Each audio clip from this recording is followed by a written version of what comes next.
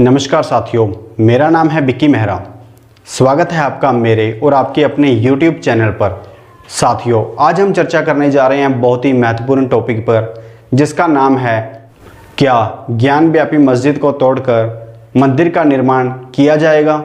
इसके साथ साथ आज हम जानेंगे पूजा स्थल अधिनियम के बारे में। साथियों, जैसा कि आप जानते ही हैं, वर्तमान में देश में जो न्यूज़ चल रही है, जिसमें कहा गया है कि ज्ञान व्यापी मस्जिद परिसर में शिवलिंग मिला है। शिवलिंग का मिलना बहुत ही बड़ा डिबेट खड़ा करता है। मस्जिद में शिवलिंग मिलने का अर्थ हुआ कि यह मस्जिद नहीं मंदिर ही था। अगर यह मंदिर ही था तो बहुत बड़ा विवाद खड़ा हो जाता है कि क्या ज्ञान व्यापी मस्जिद को हटा करके मंदिर का निर्माण किया जाएगा। इसके साथ साथ मैं आपको बताना चाहूँगा कि शिवलिंग के बारे में जो भी जानकारी मिली है वह मीडिया रिपोर्ट से प्राप्त जानकारी है। इसकी पुष्टि अभी तक किसी ने नहीं की है, परंतु हाँ, शिवलिंग नुमा संरचना एक नमूना जरूर मिला है, जिसकी तस्वीरें भी हैं जो आपको दिखाई जाएंगी। तो अभी भी कोर्ट और आर्कियोलॉजिकल सर्वे ऑफ इंडिया की रिपोर्ट आना बाकी है। वह कन्फर्म करेंगे कि यह शिवलिंग ही है या मुस्लिम पक्षकारों के कहे अनुसार एक फाउंटेन है, एक फव्वारा है। यह जांच का विषय है, आने वाले समय पर निर्भर करता है। परंतु मैं जो चर्चा करने जा रहा हूं, यदि ऐसा होता है तो क्या ज्ञान व्यापी मस्जिद को तोड़कर मंदिर का निर्माण किया जाएगा। अब आपके मन में एक बात आ सकती है कि यह कौन सा सवाल है पूछने का। अयोध्या के केस में भी यही हुआ था, बाबरी मस्जिद को तोड़कर मंदिर का निर्माण किया गया था। तो इसमें चर्चा करने की आवश्यकता क्यों है? आवश्यकता है साथियों, क्योंकि आज मैं जो आपको कानून पढ़ाने जा रहा हूं, जिसका नाम है प्लेसेस ऑफ वर्शिप एक्ट, पूजा स्थल अधिनियम, जिसके अंतर्गत कहा गया है कि 15 अगस्त 1947 के बाद जो भी धार्मिक संस्थान जैसे थे, चाहे वह हिंदू धार्मिक स्थल हो, मुस्लिम धार्मिक स्थल हो, बौद्ध धार्मिक स्थल हो या ईसाई धार्मिक स्थल हो, उनमें कोई भी परिवर्तन नहीं किया जाएगा। हमारे देश में यह पहले से ही कानून है। यह कानून जुलाई 1991 में बनाया गया था, जो कहता है कि जिस धर्म के लिए जो स्थान बना है उसमें अन्य समुदाय के द्वारा कोई भी हक नहीं जताया जाएगा। हमारे देश में ऐसा कानून पहले से ही है, इसलिए इसके बारे में आज चर्चा करना बहुत ही आवश्यक है। अब आपके मन में एक सवाल आ सकता है कि यदि देश में ऐसा कानून है तो अयोध्या के केस में ऐसा क्यों हुआ। तो साथियों, जान लीजिए, अयोध्या को इस कानून में अपवाद के रूप में शामिल किया गया है, जिसमें कहा गया है कि except special provision to Ayodhya, यानी कि अयोध्या के अलावा देश में जितने भी धार्मिक स्थल हैं उनमें परिवर्तन नहीं किया जाएगा। फिर से वही सवाल है कि ज्ञान व्यापी मस्जिद में जो शिवलिंग मिला है, क्या उसमें परिवर्तन किया जाएगा। तो साथियों, मैं आपको फिर से बताना चाहूँगा कि शिवलिंग की अभी तक पुष्टि नहीं हुई है। कोर्ट के द्वारा कोई भी पुष्टि नहीं हुई है। आर्कियोलॉजिकल सर्वे ऑफ इंडिया के द्वारा किसी भी तरह की पुष्टि नहीं हुई है। तो साथियों, उम्मीद है आपको मुद्दा समझ में आ गया होगा। अब आगे जानते हैं कि कैसे यह शिवलिंग प्राप्त हुआ। क्या शिवलिंग स्वयं ही बाहर आया? आइए जानते हैं। इससे पहले यदि आप नए हैं तो चैनल को सब्सक्राइब करें, वीडियो को लाइक करें और बने रहिए हमारे साथ। साथियों, थोड़ा और पीछे चलते हैं। जिनको इस विषय के बारे में कुछ भी जानकारी नहीं है, उन्हें थोड़ा अपडेट करते हैं। साथियों, बात है काशी की, बनारस की। वहाँ पर कुछ महिलाओं ने कोर्ट से परमिशन मांगी कि जो बाबा काशी विश्वनाथ का मंदिर है, उसकी बाउंड्री के साथ सटी एक इमारत है जो आप देख पा रहे हैं। बाउंड्री के साथ सटी यह इमारत मस्जिद है, जिसका नाम है ज्ञान व्यापी मस्जिद। इसके अंदर श्रृंगार देवी का मंदिर है। महिलाओं ने परमिशन मांगी कि हम मस्जिद में जाकर अपनी आराध्य देवी की पूजा करना चाहते हैं।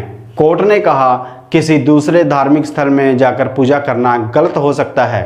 महिलाओं ने कहा कि हम वीडियोग्राफी करवाना चाहते हैं। अगर आपको यकीन ना हो तो आप जाइए और चेक कर लीजिए, यहाँ पर भगवान विराजमान थे।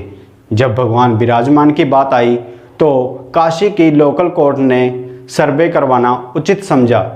जब सर्वे चल रहा था, सर्वे पूरी तरह कंप्लीट होने ही वाला था कि सर्वे के आखिरी दिन मस्जिद में, जहां पर मुस्लिम लोग नमाज अदा करने से पहले हाथ धोते हैं, जिसे वजू भी कहा जाता है, वहां पर जब पानी खाली करवाया गया तो वहां पर शिवलिंग नुमा एक संरचना प्राप्त हुई, जो आप देख पा रहे हैं। यह संरचना वहां से प्राप्त हुई जहां पर मुस्लिम लोग नमाज अदा करने से पहले अपने हाथ पाँव धोते हैं या अपने आप को स्वच्छ करते हैं।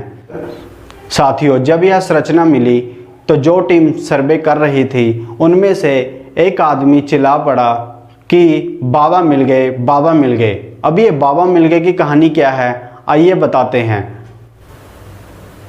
हर चीज़ को बहुत ही गंभीरता से, बहुत ही समझदारी से समझने का प्रयास कीजिएगा। साथियों, जो संरचना आप देख पा रहे हैं यह नीचे से शिवलिंग के आकार की तरह ही है।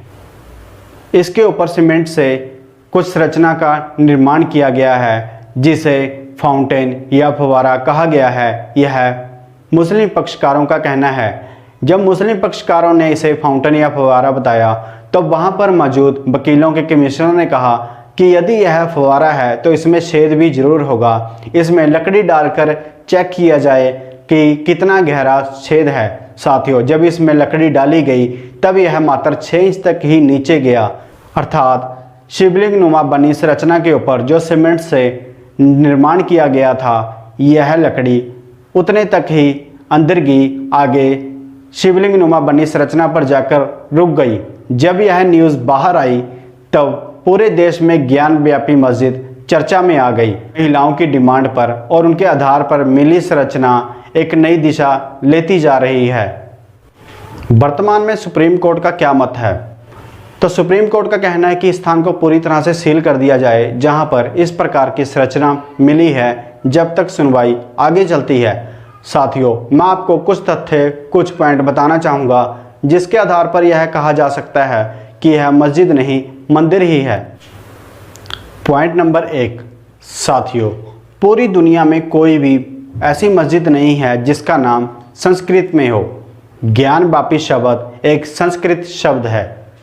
पॉइंट नंबर 2, साथियों, अगर आप ध्यान से देखें तो इस इमारत को यदि हम ऊपर से देखते हैं तो यह मस्जिद प्रतीत होती है, परंतु यदि हम नीचे की ओर देखते हैं तो इसकी दीवारें टेम्पल आर्ट दर्शाती हैं, यानी कि यह मंदिर की दीवारों को दर्शाती है।